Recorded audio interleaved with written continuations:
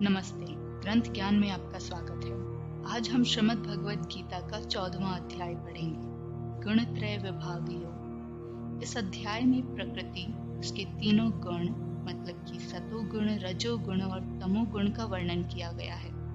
बताया गया है कि कौन सा गुण किस चीज में सहायक है, तीनों गुणों की खासियत क्या है, हमारे अंदर कौन सा गुण अधिक प्रभावशाली है और हम किस तरह से उन गुणों का प्रयोग करके विकास की दिशा की ओर बढ़ सकते हैं। साथ ही ये भी बताया गया है कि तीनों गुणों को संतुलन में कैसे रखा जाए और उसका क्या लाभ है।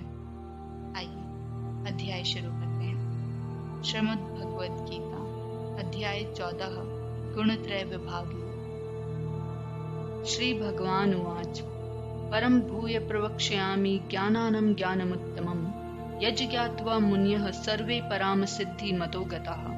श्री कृष्ण भगवान कहते हैं, अब मैं तुमसे अपने सर्वश्रेष्ठ ज्ञान को फिर से कहूंगा, जिसे जान लेने के बाद सारे ऋषि मुनियों ने परम सिद्धि प्राप्त की है। इदं ज्ञानमुपाश्रित्य मम साधमर्यमागताः सर्गे अपि नोपजायन्ते प्रलय न व्यथन्ति च। इस ज्ञान को जानने के बाद मनुष्य मेरे जैसी दिव्य प्रकृति, दिव्य स्वभाव को प्राप्त कर सकता है।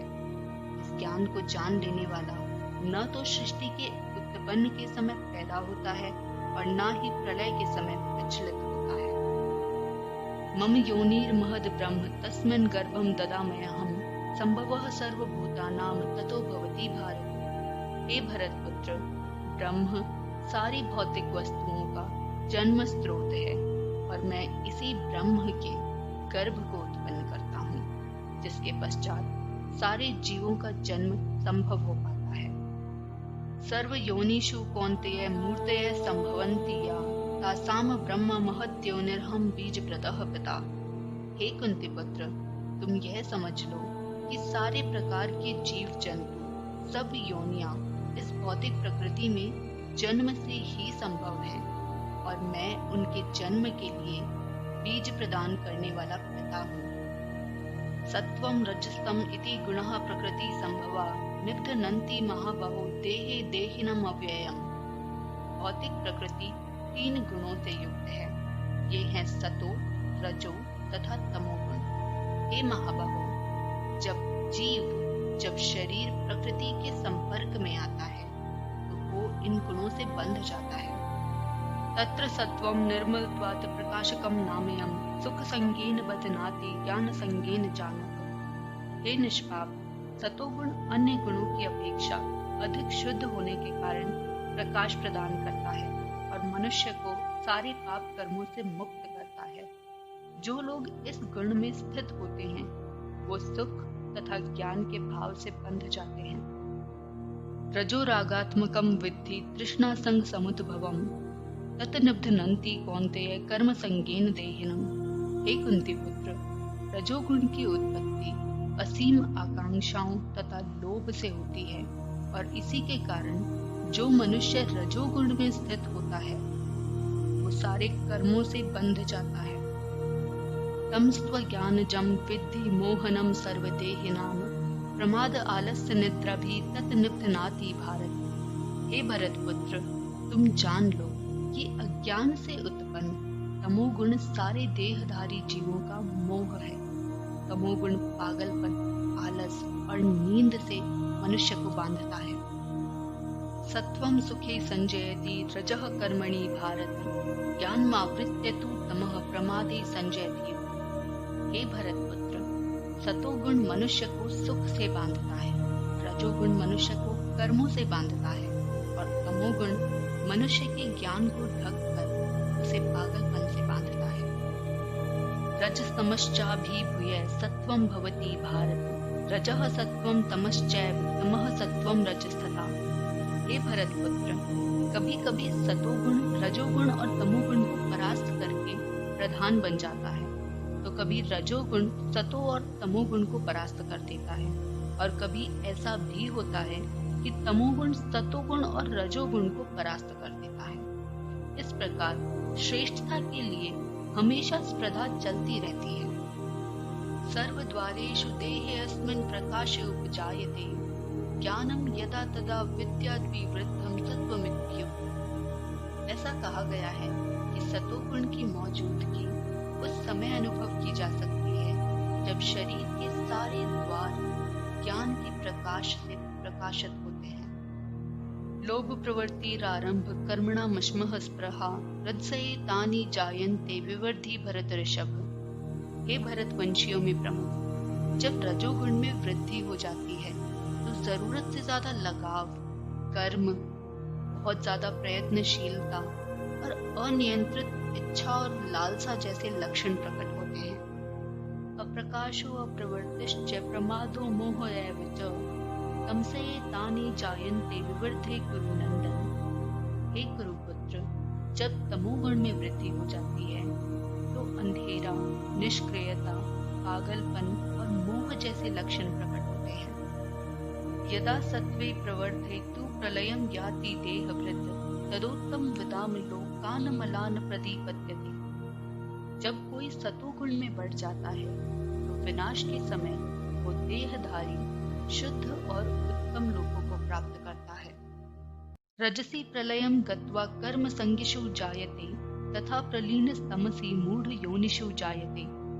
जब कोई रजोगुण में प्रलय को प्राप्त करता है तो वो कर्म करने वालों के बीच जन्म लेता है, और इसी तरह जब कोई तमोगुण में विलीन होता है तो वो अज्ञान की योनियों में जन्म लेता है, जैसे कि पशु योनि। कर्मणः सुकृत स्याहु सात्विकम निर्मल फलम रजस्तु फलम दुखम ज्ञानम तमसः फलम। पुण्य कर्म का फल शुद्ध होता है और सात्विक कहा जाता है। रजोगुण में किए गए कर्मों का फल दुख होता है, और तमोगुण में किए जाने वाले कर्म मूर्खता या अज्ञान कहलाते हैं। सत्वात् संजायते ज्ञानम रजसो लोभ एव च प्रमोद मोहो तमसो भवतो अज्ञानमेव च। सतोगुण से वास्तविक ज्ञान उत्पन्न होता है, रजोगुण से लोभ उत्पन्न होता है और तमोगुण से अज्ञान, पागलपन और मोह उत्पन्न होता है। ऊर्ध्वं गच्छन्ति सत्वस्था मध्ये तिष्ठन्ति राजसा जघन्य गुण वृत्ति तथा अधो गच्छन्ति तामसा। सतोगुणी व्यक्ति ऊपर उठ जाते हैं, रजोगुणी मनुष्य मध्य में निवास करते हैं, और जिनके व्यवसाय अत्यंत ग्रहित हैं वो तमोगुणी मनुष्य नीचे गिर जाते हैं। नान्यम गुणे भय कर्तारम यदा दृष्टानु पश्यति गुणे भयश्च परम वेत्ति मद्भावम सौवधि गच्छति। जब कोई ये अच्छी तरह जान लेता है कि सारे कार्यों में प्रकृति के तीनों गुणों के सिवाय अन्य कोई भी करता नहीं है, और जब वो परमेश्वर को जान लेता है जो इन तीनों गुणों से परे है, तो वो मेरे दिव्य स्वभाव को प्राप्त होता है। गुणानेतान्त्यत्रिन देहि देह समुद्भवान जन्म मृत्यु जरा दुखे विमुक्तो अमृतम अश्नुते। जब देहधारी जीव भौतिक शरीर से संबंध इन तीनों गुणों को लांघने में समर्थ हो जाता है तो वो जन्म, मृत्यु, बुढ़ापा तथा अन्य किसी भी कष्ट से मुक्त हो जाता है और इसी जीवन में अमृत भोगता है।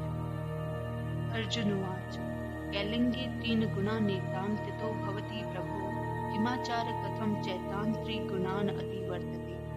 अर्जुन पूछते हैं, हे भगवान, जो इन तीनों गुणों से परे है वो किन लक्षणों के द्वारा जाने जा सकते हैं, उनका उच्चारण कैसे होता है और वो प्रकृति के गुणों को किस प्रकार लांघते हैं। श्री भगवान उवाच प्रकाशम च परिवर्त्यम च मोहमेव च पांडव न द्वेष्टि संप्रवर्तानि न निवृत्तानि काक्षन्ति।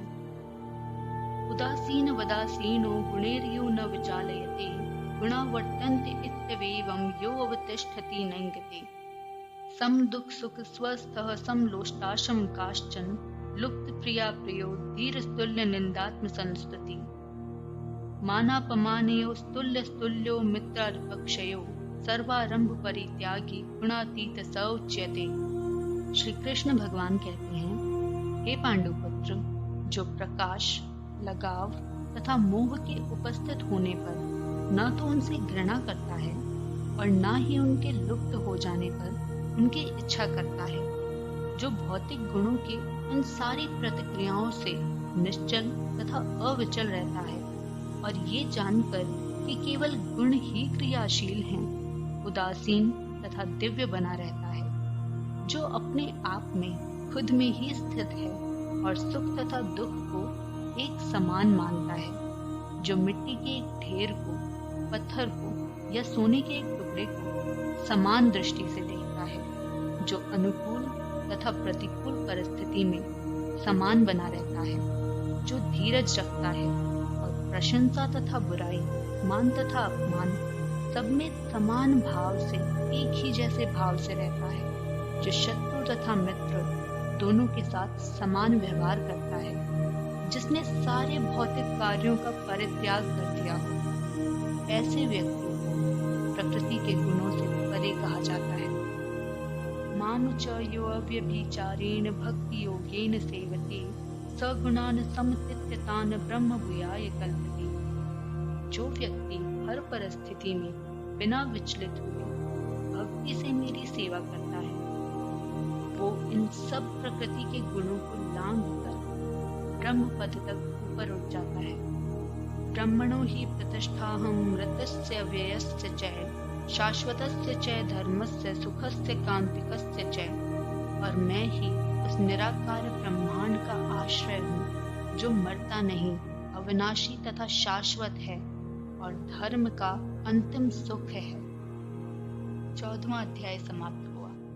उम्मीद है कि आपको तीनों गुण, उनकी परिभाषाएं, तीनों में भेद, उनकी समानताएं सब समझ आ गया होगा और साथ ही अपना विशेष गुण भी मिल गया होगा, जिसकी मदद से आप अपने रास्ते पर तरक्की कर सकेंगे।